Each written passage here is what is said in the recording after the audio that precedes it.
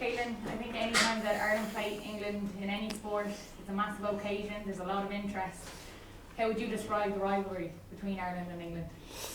There's been so many battles over the years. Like, I remember as a young fella watching some of the big games, that Croke Park one, some of the ones over in Twickenham, and then in my playing career as well over the last few years we've had some great battles as well. We've come out the right side in the last 2 or 3 games, but they've always been close and they've gone right down to the last few minutes.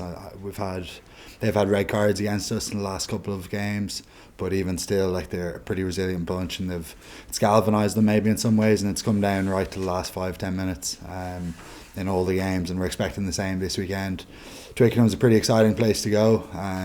You always get a pretty good atmosphere. There's plenty of Irish over in London, so we always get a pretty good home contingent and home following over there as well, and they definitely make themselves heard too. But it's obviously a pretty iconic stadium. We get dropped off on the bus kind of in the midst of a load of English and some Irish fans, and you make a walk down through the stadium, so you get a sense of the atmosphere building from an hour or two even pre-kick-off. So we're ready for that and we're looking forward to it. And who do you think in particular are the danger men for England? I always kind of look at the back rows and my opposite number. Ben Earl's been playing very well for them over the last few weeks, and we've played together since underage rugby, since under 18s, played against each other I should say, so I know him pretty well and he probably knows me pretty well as well, and I've been watching him obviously with Saracens in Bristol, and he's someone I rate highly. He's very explosive, carries very well off the base of the scrum, big turnover threat, and is a pretty good all-round footballer. So he's someone who's could potentially cause trouble, and we're going to have to do our best to try and nullify him. Itoje, George Ford control the game for them big time, obviously through the line out or through Ford's kicking abilities and putting them in the right area of the field. So they're two people who we're going to have to keep a close eye on as well. And there is an opportunity for Ireland to win the Six Nations Championship on Saturday in Twickenham. What would it mean to you to win another Six Nations? It'd be class, yeah, it'd be unreal. We actually haven't spoken too much about that. It's been largely on improving our performances from the last few weeks and getting better, and we are aware obviously what's at stake and what we can do, but it's about our performance, and we kind of believe if we get that right then the result will look after itself. Yeah, just on the performance, Mike Cash was in with us last week at the open session. You mentioned kind of that you had somehow got away from what you do well in that Wales game. What are you looking to put right this weekend? Yeah, so first of all, our discipline was pretty poor. That kind of stands out. I think we had 14 penalties, and through the competition so far, it hasn't been. It's been traditionally a strength of ours, but yeah, over the last 3 games, it hasn't been there. I think we've potentially conceded more penalties so far than we did in the whole competition last year. So, we're trying to get back to where we were last year and not giving away silly penalties. I think when you're playing on the edge and you're always looking to play on the edge and cause a bit of trouble at the opposition breakdown or put them under pressure, you're bound to give away a couple, but we need to eliminate the silly ones, and there's some that are completely in our control that we're giving away at the minute. So that's one big focus. And then in terms of our attack, we put a lot of focus and attention into the detail within our shapes, and some of that took a bit of a backward step, and I think it was a good reminder for us going into the last 2 games that we can't take it for granted. Even though it's been a big focus area and we understand it well, we still need to keep priming it and make sure it's still an area that gets deserved focus and attention. Just on your own game, you're spoken about in the very top bracket of number 8s in the world at the moment. A, what do you put that down to? And I suppose B, what other number 8s in world rugby would you watch and really admire? Yeah, Ben Earl, who we're playing this weekend, I think he's top class. Aldrit for France has been unreal over the last number of years. Savea is an obvious one. He was obviously the best player in the world last year, and deservedly so. I think he offers so much. I feel there's still a lot of growth in me and a lot of areas for improvement. I think traditionally my strengths have sort of been around the ball carry and in attack, and I've tried to get my defensive game up to standard as well, and I think that's grown, but I want to keep pushing both areas and continue to see improvements. Caelan, you've spoken about how much you want to improve, but how much more can this Irish squad as a whole improve in the coming weeks?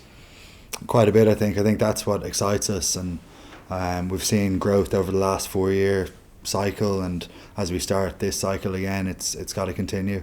The exciting thing is that, like, we don't know where we can get to. We think there's still plenty of room for improvement across all areas, which is what we're striving to do and get better in each area.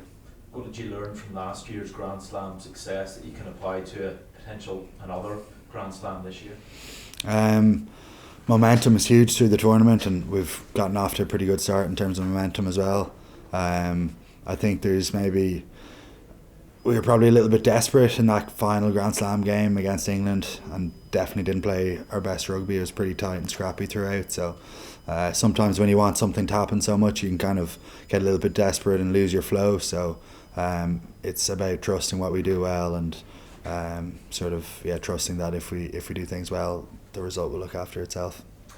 Okay, then, just asked Cian about Ryan Bear. What is he like as a person? I mean, Cian said he's kind of unique.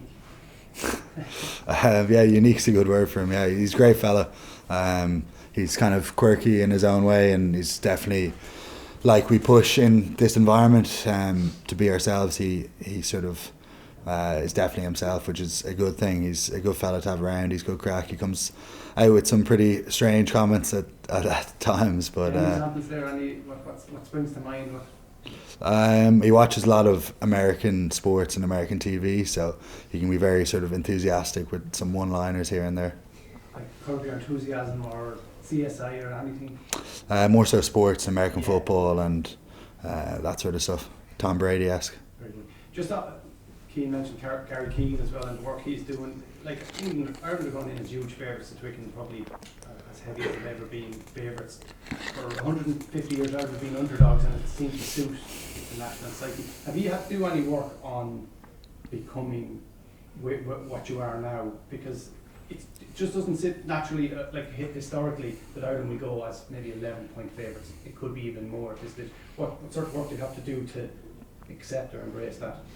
I think it comes from having strong belief in the team, and that comes naturally through results. It's evidence based, our belief. It comes from what we see in each other in training. It comes from the work ethic we see in each other. It comes from the plan the coaches have. It comes from seeing development over the last number of years in each other, in us as a team, and how we're playing, and in the results we've had over the last number of years. So it's we definitely believe in ourselves. We believe if we show up and we perform as we're capable of, that we can beat anyone on the day. Last one for Kieran. And Kevin, can I just ask about Dan Sheehan, kind of both come through the ranks together with Leinster Ireland? Can you just talk about the development you've seen in him over the last few years and just his importance to the team now? Yeah, he's such a good footballer. He's almost like having an eighth back out there at times. He's incredibly powerful and very good feet, very good footwork. His line out and set piece work is probably, when he first came onto the scene, his scrum was maybe an area that needed improvement, and he's gotten that to a top class level. Line out throwing is class. Obviously scores a lot of tries. I think he's scored the most tries for any hooker in the Six Nations already. And he keeps breaking little milestones here and there and making history. So between him and Rowe and Tom Stewart, we've got 3 top class hookers, and yeah, it's exciting to see them push each other and the standard continually improve.